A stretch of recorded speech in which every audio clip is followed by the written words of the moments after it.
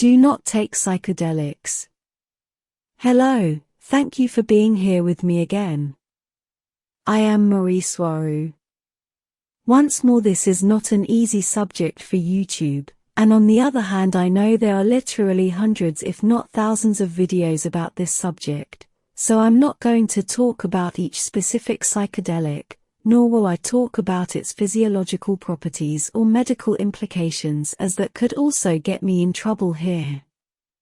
I will focus on the side of this subject that I know is not very well known for humans, and that is the spirit side and frequency vibration implications, also from a psychological or conscious point of view. Once more, I must say that this content is posted for entertainment purposes only, and can be taken as science fiction, but I take my information very seriously, and whoever has eyes to see. Carl Jung talked a bit about psychedelics and their implications regarding consciousness, although it was not exactly his forte, or speciality in normal words, but he did say something that caught my attention a lot. He said, quote, "Beware of unearned wisdom." End quote. I quote Jung here because what he said is at the very core of what I want to say today. Carl Jung is seen as being way too metaphysical for mainstream psychology, so they tend to see him somewhat as a freak, and they even caution students when they want to read his works. But as far as I know, one of the main reasons he was so metaphysical in his points of view is because he had a lot of contact with spiritism, channeling, and mediums from a very young age, and that marked him for life. I don't doubt that psychedelics can have strong therapeutic uses and effects when in the hands of a competent medical doctor. In advanced holistic societies all over the galaxy, plants are used as medicine, although it has always been said that food is the real medicine, from the point of view of all those non-human medical doctors in stellar cultures.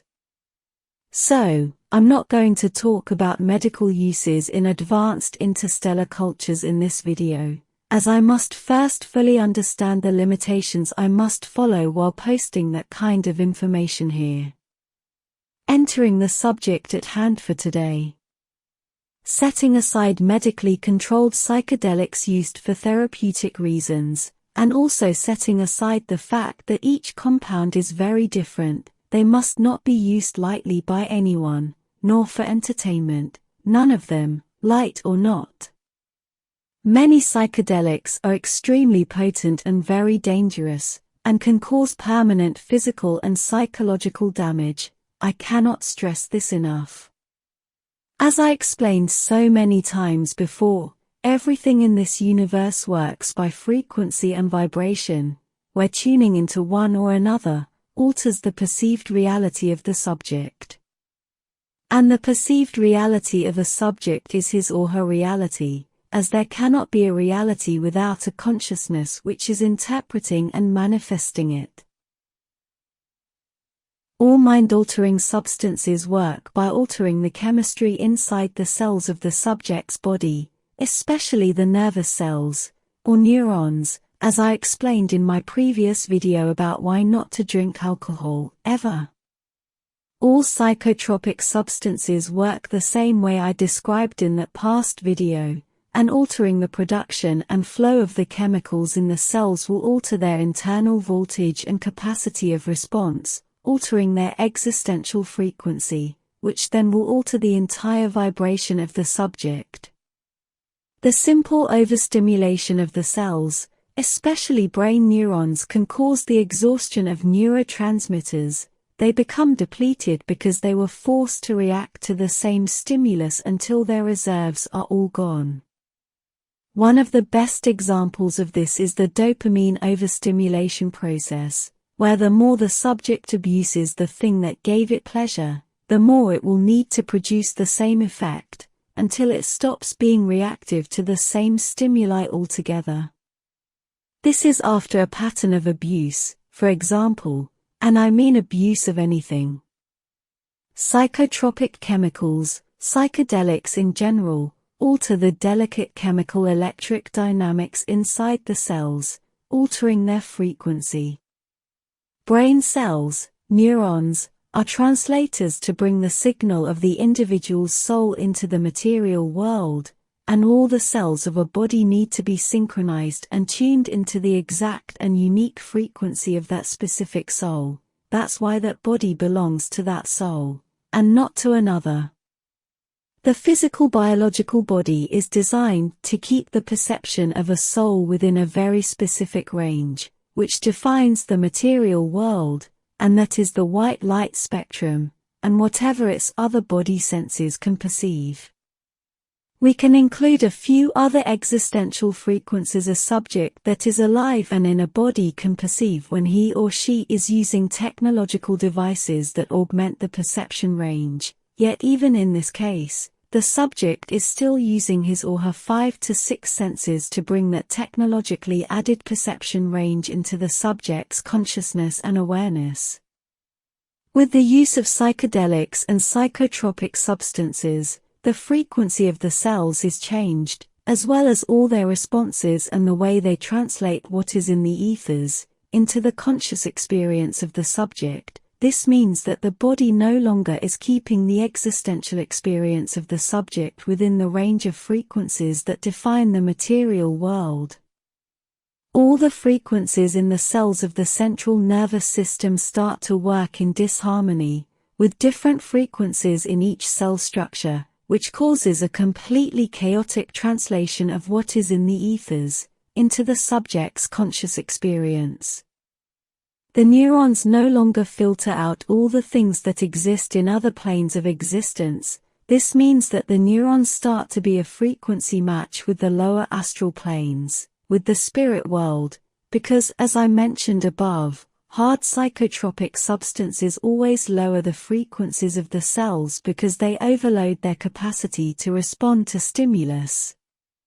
This means that the subject is perceiving things that he or she normally could not. They apparently would be having a transcendental experience, being able to see the other side, the side of the spirit or of the dead, but the problem is that it is not so simple either. The psychedelics don't alter the biochemistry of all the brain cells in a uniform way. Some get more of the substance than others, and many may still be functioning normally, but their neighboring cells may not, and all at the same time. This brings, as a result, a completely chaotic existential experience where the subject is not experiencing one realm or another, rather it is seeing parts of one and other parts of another, in a complete mess, and where what is perceived has no real connection to what is outside the subject. Making things worse, the overstimulation of the nervous cells causes a chaotic depolarization inside them, a chaotic neuronal firing, in other words, which in itself is not responding to any realms at all, creating an existential experience that is completely unreal and in disharmony with the individual's consciousness.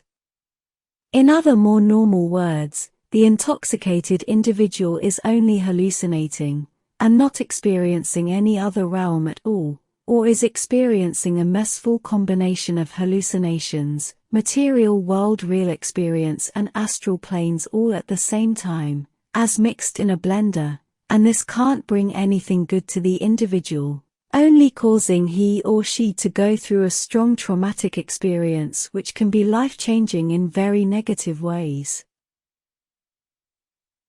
Saying all this with different words, the individual is no longer experiencing what he or she is manifesting for themselves. This means, the subject is no longer in the realms the frequency of his or her soul is a vibrational match to. Each psychotropic substance is different, and some can produce a more or less even effect among the neurons, causing the subject to effectively experience another existential realm, in a more or less clean way, with not much chemical unreal stimulation as hallucinations. Now, let's talk about what happens when a subject is experiencing other realms and not only having hallucinations. The chemical alteration within the brain, that causes a frequency shift, will cause the subject to experience things on the astral side he or she does not understand and is not prepared to face, and this can cause a seriously traumatic experience. If the subject can see the astral side, then things on the astral side can see the subject, and this means that he or she can be a target for astral entities who will want to benefit, exploit or whatever, the subject who is temporarily perceiving the other side. Lower astral entities are tricksters, and they benefit from fear, they feed from it, so what they will be interested the most is to cause fear in the person who is perceiving them using psychedelics. Fear feeds the entities because it manifests them. They need a creator being because they are so cut off from source that they cannot feed their very existence directly from it. The lower astral entities that the person on psychedelics will manifest will take the exact shape of his or her greatest fears, because they become a manifestation or a reflection of the worst thing in that person's mind and imagination. This is also used by those lower astral entities because it will produce the most fear out of the subject they are wanting to exploit. Therefore, if a subject fears snakes, the entities he or she will see will look serpent-like, and if another subject fears skeletons, that's how they will appear to them, and so on with how other people interpret those astral beings. This is because those beings are truly egregores of the human mind, both in a collective way and in a personal way, so they will be mirrors of the worst things of each person's unconscious. This means that what the person on psychedelics will see on the other side will be nothing else but the materialization into the subject's direct experimental reality of their worst qualities as a person. It will be the manifestation of all the bad things the subject cannot, or is not prepared to face about himself or herself, the things the subject has hidden in the darkest corners of his or her unconscious, wishing never to see and face those things again. All those bad experiences, and all the emotions and traumatic reactions they had when they occurred, all the dark monsters in their worst nightmares and in their imagination, will suddenly manifest into their perceived reality, all at once, in their face, without being prepared to face them, nor previously warned that would, or could occur. This means facing the fact that they consciously deny that they, themselves are the monsters in the dark, that they are their own greatest fears, realizing that no matter what, they have a skeleton inside them that follows them around and they cannot escape that fact. They face the mirror to see that they are that horrible half-rotten disincarnate cadaver they are so afraid to encounter in the dark when they get up at night to go to the bathroom. That horrible thing becomes real, the subject can look at it, and it looks back at the subject.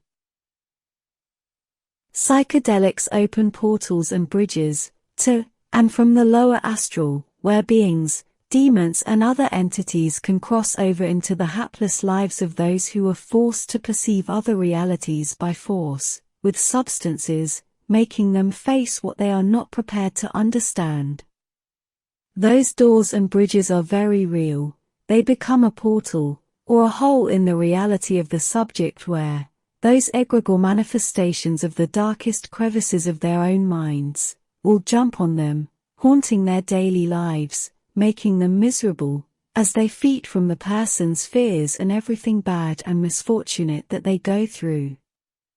If something is an egregore or a manifestation, it doesn't mean it isn't real. After all, you are a manifestation too, and so is everyone else. We are egregores spawned from the strongest desires and intentions of our souls. The only correct way to experience other realms is to work on yourself, on who you are, on your vibration, on being the very best version of yourself, and that will be your vibe with which you will attract things, especially your reality. Taking psychedelics or any psychotropic drug to see for yourself if those other astral realities really exist or not, is akin to jumping off a cliff to see if your legs really break when you reach the ground, or if that is only a myth. I know that there are countless psychedelics, especially mushrooms that are said not to hurt anyone, especially if only taking microdoses, but you can never know which one is the good mushroom, or what effects that exact one, or any other substances will have on your particular biology. You can achieve knowledge of what happens on the other side through meditation, and patience with it, doing astral traveling and other similar practices. Don't look for immediate results because those will only bring terrible things to you. You may say that you have already taken them, and you have enjoyed their effects. They may have helped you with an issue, or perhaps you have not experienced anything transcendental or relevant. The problem is that you can never know what comes next, or where you stop. Because if you continue taking stronger doses, and in a repetitive way, I guarantee you that sooner or later something unwanted will creep onto you. You may say that you will stop at one or another point, but will you really stop? I ask you. Or will you continue experimenting with harder and harder substances until you are completely taken over, and overrun by entities and addiction, and your life goes down the drain? You need to go through a natural progression of understanding other realms you cannot perceive with your biological 5 or 6 senses. That way you can acquire the necessary knowledge to face what you may encounter when you are on the other side in a more natural way, like through deep meditation or through astral projection, where what you will encounter will be more in accordance with your real personal vibration. Although even there you may encounter some unwanted astral things, mostly products of your own subconscious, but nothing you cannot handle, unlike the other forceful psychedelic way. Because when you are there naturally, your stable and true vibe protects you, you have an aura shield around you, and with psychedelics, there is no aura shield, or it is full of holes dark entities used to attach themselves onto you. And remember that what those want, is to see you suffer, and the more the better.